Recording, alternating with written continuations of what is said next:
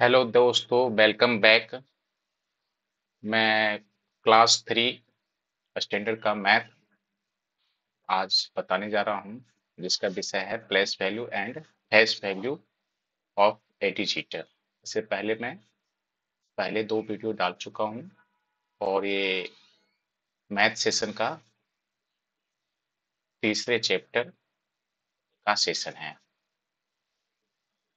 तो इसमें हमें समझना है प्लेस वैल्यू क्या होता है किसी भी नंबर का, और फेस वैल्यू क्या होता है किसी भी नंबर का।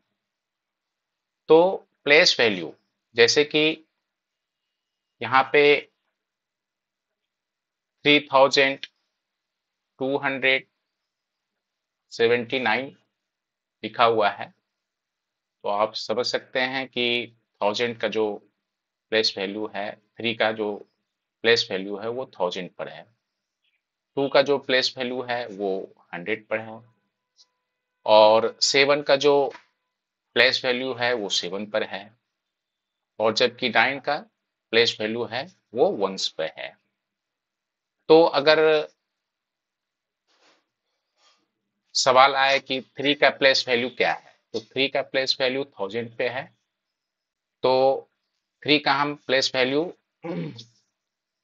3000 कह सकते हैं। उसके बाद 3 जीरो है तो हम 3 जीरो लगा देंगे, तो 3 का प्लेस वैल्यू 3000 है। अगर 2 का प्लेस वैल्यू पूछा जाए तो 2 100 के स्थान पर है, जिसको हिंदी में स्थानीय मान कहते हैं और इंग्लिश में प्लेस वैल्यू कहते हैं। तो 2 है, 2 के बाद जो 2 नंबर है उसके स्थान पे हम जीरो लिख सकते हैं। तो 2 का प्लेस वैल्यू प्लेस वैल्यू हम 200 कर सकते हैं। फिर 7 का प्लेस वैल्यू 7 का प्लेस वैल्यू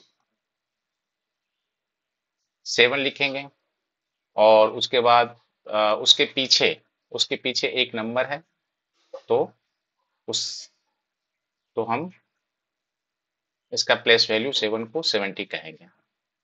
तो अक्सर मैथ के बुक में प्लेस वैल्यू का जिक्र होता है कि इस नंबर का प्लेस वैल्यू क्या है। तो अब क्या है कि the place value of A digit is the place it is position on the place value number chart. मतलब किसी भी नंबर का नंबर चार्ट में उसका पोजीशन क्या है। जैसे 3 का पोजीशन 1000 के स्थान पे है, तो इसका प्लेस वैल्यू 3000 होगा। 2 का जो पोजीशन है, स्थान है, वो 100 के स्थान पे है, इसलिए इसका प्लेस वैल्यू 200 होगा। फिर उसी प्रकार 7 का जो पोजीशन है नंबर चार्ट में, वो 7 है, सॉरी टेंस पर है, तो इसलिए क्या है, वो टेंस यानी कि 7 into tens is equal to 70। तो 7 का प्लेस वैल्यू 70 होगा, टेंस के स्थान पे हम 7 लिखेंगे, और उससे पहले जो नंबर आते हैं उसके स्थान पे हम जीरो दे देंगे। ठीक है, तो किसी भी नंबर का प्लेस वैल्यू हम अब जान सकते हैं। आशा करता हूँ कि ये कॉन्सेप्ट आप लोगों को क्लियर हो गया होगा, बच्चों को। उसी प्रकार क्या है कि प्लेस वैल्यू के बारे में हमने सीख लिया। अब हमें क्या है, फेस वैल्यू के बारे में सीखना है। What is the difference between place value and face value. हम अक्सर क्या है कि प्लेस वैल्यू और फेस वैल्यू को पकड़ नहीं पाते हैं। कभी कभी फेस वैल्यू लिखा रहता है और कहीं प्लेस वैल्यू नहीं लिखा होता है, तो हम इसे प्लेस वैल्यू मान के इसे सॉल्व करते हैं, और कहीं कहीं प्लेस वैल्यू लिखा रहता है और फेस वैल्यू मान के इसे सॉल्व करते हैं, जो कि गलत हो जाता है। प्लेस वैल्यू हमेशा उसे दर्शाता है जहां किसी भी नंबर चार्ट में उस नंबर का पोजीशन क्या है, कि वो वंस पे है, ये वंस पे है, कि टेंस पे है, कि 100 पे है, कि 1000 पे है। जैसे कि 7321, तो अब 7 का प्लेस वैल्यू क्या होगा, 7, और उसके बाद 3 नंबर, उसके पहले जो 3 नंबर है उसके स्थान पे हम 0 दे देते हैं। तो it is a place value, it is called place value. तो आप इसे प्लेस वैल्यू कहेंगे। लेकिन अगर इसी 7 का हम फेस वैल्यू पूछेंगे तो क्या है, तो आप देख सकते हो the place value of A digit, उस डिजिट का जो फेस वैल्यू होता है, जो face value of A digit is the value of the digit itself, वो खुद होता है। फेस वैल्यू जो है उस नंबर का जो होता है वो खुद होता है। इन विच एवर प्लेस इट में बी, वो जहां भी हो, लेकिन उस नंबर का जो फेस वैल्यू होगा वो खुद होगा। यानी कि अगर हम इस नंबर में अगर हम इस नंबर में 7 का 7 का जो प्लेस वैल्यू है वो 7000 है, और 7 का फेस वैल्यू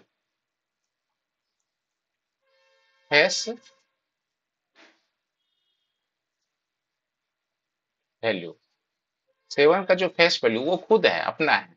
उसी प्रकार से जैसे कि इसमें है 3279, तो आप द प्लेस वैल्यू ऑफ 7, तो 7 टेंस पे है तो इसलिए 70 हो जाएगा।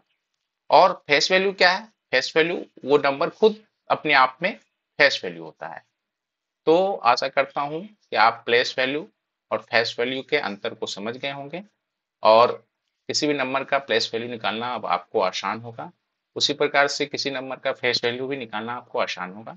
ये अक्सर मैथ के किताबों में रहते हैं और कंपटीशन जॉब के एग्जाम में भी पूछे जाते हैं। उसी प्रकार आगे चलते हैं। अब हम नंबर का कंपैरिजन देखते हैं, जैसे कि comparison of 4 digit number, compare the digit in the thousands place the number with a greater value in the thousands place is the bigger number।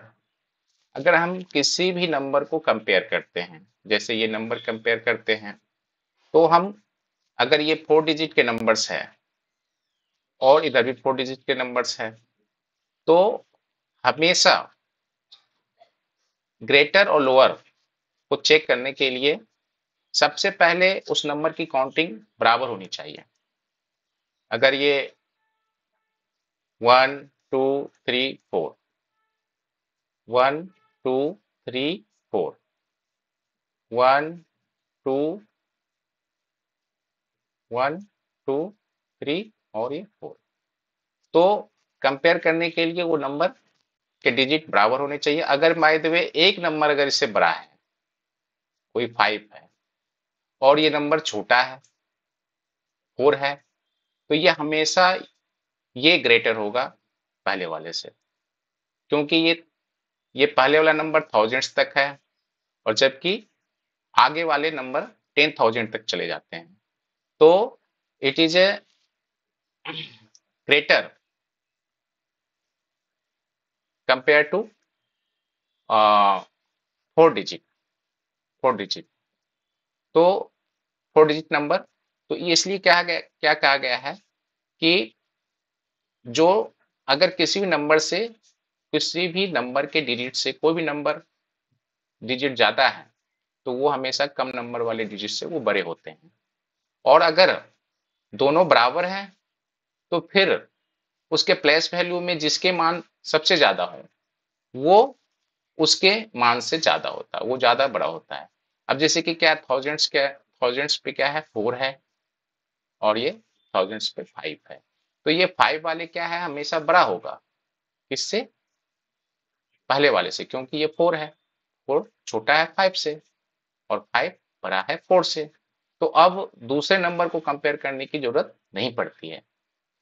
तो इसीलिए क्या है, विच इज ग्रेटर, 4187 और 5087। तो देखो, आप थाउजेंड्स के नंबर में आपने कंपेयर किया कि 4 से 5 बड़ा है, तो ये क्या है, 5087 इज ग्रेटर देन 4187। तो ये हमेशा ग्रेटर होगा। 5 is greater than 4, so 5087 is greater than 4187। तो 5087 और ग्रेटर देन का सिंबल ये होता है 4187। तो आप इसको समझ सकते हो। मैं कोई दूसरा एग्जांपल लेता हूं, जैसे कि 3201, फिर 3021।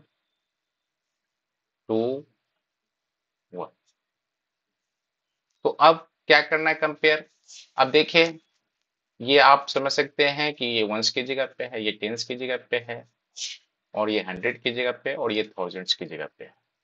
उसी प्रकार ये वंस की जगह पे है, ये टेंस की जगह पे है, ये हंड्रेड की जगह पे है, और ये थाउजेंड्स की जगह पे है। तो आप देख सकते हो थाउजेंड्स और थाउजेंड्स का नंबर बिल्कुल एक जैसा है। तो अब हम क्या करेंगे कि पीछे के नंबर को उसके पीछे के नंबर से कंपेयर करेंगे, यानी कि 100 वाले स्थान को दूसरे वाले 100 के स्थान से कंपेयर करेंगे। तो यहाँ पे 2 है और जबकि यहाँ पे 0 है। तो अब जब इन दोनों में 2 बड़ा होता है 0 से, तो अब ये क्या है, आगे देखने की जरूरत नहीं होती है। अब क्या है, इसे साफ पता चलता है कि ये नंबर इस नंबर से बड़ा है। तो हम इसको ऐसे लिख सकते हैं, 3201 ग्रेटर देन 3021। तो आशा करता हूं कि आप ग्रेटर देन और लोअर देन समझ गए होंगे। किसी भी नंबर को कंपेयर कैसे करते हैं, इसी प्रकार से आप इस नंबर को जब कंपेयर करना सीख जाएंगे, तो आप किसी भी नंबर को, बहुत सारे नंबर को असेंडिंग ऑर्डर और डिसेंडिंग ऑर्डर में करना सीखेंगे। आशा करता हूँ इस कॉन्सेप्ट को आप समझ गए होंगे, और ये वीडियो आपको अच्छा लगता है तो कृपया इस चैनल को सब्सक्राइब करें, लाइक करें, शेयर करें। धन्यवाद।